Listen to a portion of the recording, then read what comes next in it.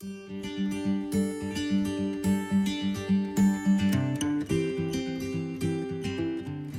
campers, this is Rachel. I'm the livestock instructor here at MSU Tollgate Farm. Today I'm going to show you how we tack up with an English saddle and bridle, and helping me is our Appaloosa mare, Sedona. So first things first, we want to start with a tied, so we can safely work around her with our hands free, safely tied horse. And also we want her to be groomed. That's very important since we're going to be putting a lot of equipment on her. We don't want any dirt or anything trapped underneath the equipment that might hurt or rub her while we're riding. So first we're going to put the saddle pad on. So English saddle pads tend to be cut a little bit higher at her wither just to accommodate her shoulders.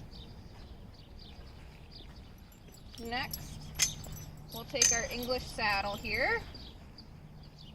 So this one's kind of a jumping style saddle, and this flap and knee roll are cut a little bit more forward than maybe a dressage saddle or a different kind of English saddle. So we want to delicately lift that onto her back, and we like to lift the pad here under the pommel of the saddle just to make sure it's not rubbing her withers. This little tab, some people prefer not to use them, but it can go right on the billet there just to help hold things in place while we're riding. I'm going to kind of multitask and take my girth with me when I go to check the other side. So we just want to check that everything's on here and it's centered and there's no wrinkles or pinching anywhere. Put our little strap through there.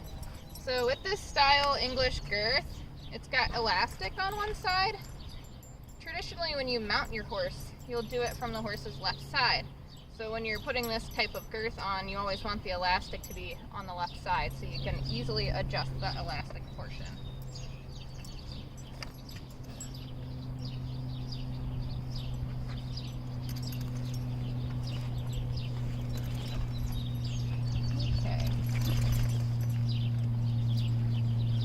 See when the girth's not quite on yet, that saddle will definitely slide around, so you want to make sure you keep it centered so we can kind of fasten it in the centered position. Here, she's just shaking because there's lots of flies out today. We had some rain yesterday and the bugs are busy. She has been fly sprayed and they're still kind of bugging her. You'll see I kind of use this loop on the bottom part of the saddle pad to help keep my girth in place.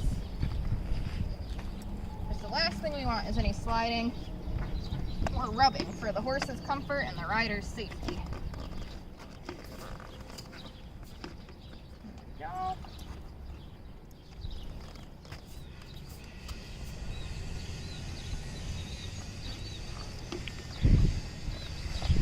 Okay, so the girth, we know this is in the correct spot because it's about a hand's width behind her elbow. So this is our horse's elbow here. So we want it about a hand's width behind the elbow so that all this delicate skin in here doesn't get pinched while she's working.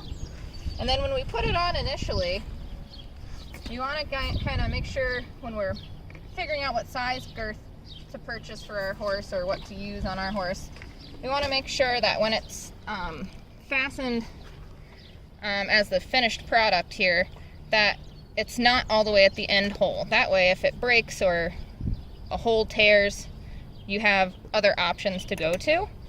Yeah, so to check the fit of the girth, you want to kind of slide your hand directly underneath the horse, and you should barely be able to get one finger in there. And that's how we know that it's snug enough, and putting kind of pressure on her wither area and on either side of her wither, and then right on her like sternum on the rib cage there. And then lastly, we will grab our bridle. So what she's got on now is called a halter. That's kind of like a horsey collar, right? So we use that to lead her around or to safely tie her. The bridle's a little different. It does have reins that attach to it. That's what we're going to use to steer or give her other cues. And then it's got a brow band, which the halter does not have. And this just keeps the bridle from getting pulled forward or back over her ears.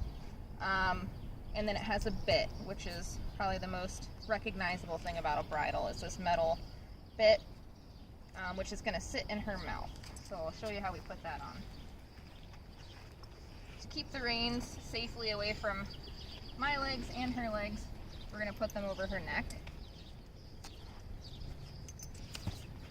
And then because I'm in a confined space, I'm going to unhook that, take the halter off, and then I'll kind of use my right hand to hold the bridle up over her head, and I'll guide it into her mouth with my left hand. And I want to make sure I don't clang it against her teeth. And then I'm going to put it over one ear at a time.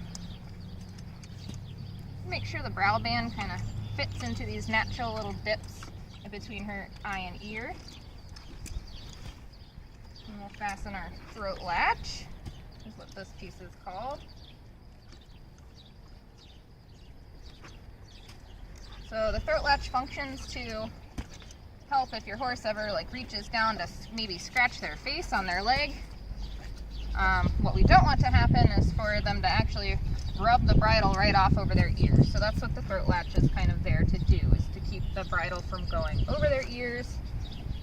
So they would, don't want them to become entangled in any of the equipment or break any of it. This part's called the cavison, and it's important for us to check that it goes underneath these cheek pieces when we're fastening it. So we don't want it to look like that. As we try to use the bit, this could very well interfere with that. So we want to make sure it's underneath on both sides. And we'll buckle that.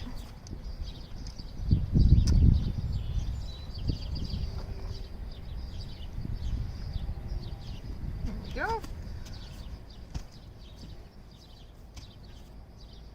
Alright, so checking fit for cavison and throat latch. Throat latch doesn't need to be very tight. You can fit 4 fingers in there, kind of in this little crook of her jaw and where her neck is. That's perfectly adequate to keep things safe. Cavison, you want to be able to fit some fingers in there. It's not meant to be so tight that it forces them to keep their mouth shut. It's really not totally essential for riding. A lot of Western bridles don't have a cavison, so it doesn't need to be that tight. We're not trying to force them to keep their mouth shut with that. And then the bit, we want it to sit in the bars of their mouth. So if we look gently, she's got her incisors in the front that she uses to kind of pinch grass, and then she'll use her big tongue to move it to the back of her mouth where she's got some molars back here. But this in-between place where the bit sits, it's just gums. See, there's no teeth there? Just gums. So we want to make sure it's fit properly, where it kind of has 2 little wrinkles here in her corner of her mouth. That's how we know that this bit is going to sit in the bars and not clang against her teeth or be so far forward that she can maybe get her tongue over the top of it and be uncomfortable. So this is how we're going to check that bit is appropriately adjusted there on the bridle. So then the last thing you would do before you hopped on is make sure you're wearing a properly fitted helmet, of course. Then you always want to check your girth one more time and make sure it stayed nice and snug. Some horses kind of anticipate that you'll tighten it, and they tend to hold their breath. So we always check it again right before we get on, and if you have someone helping you on the ground, you can even check it right when you get on. Like, have someone else double check it for you to make sure nothing will slide while you're riding. And that's it. Good girl, Sedona.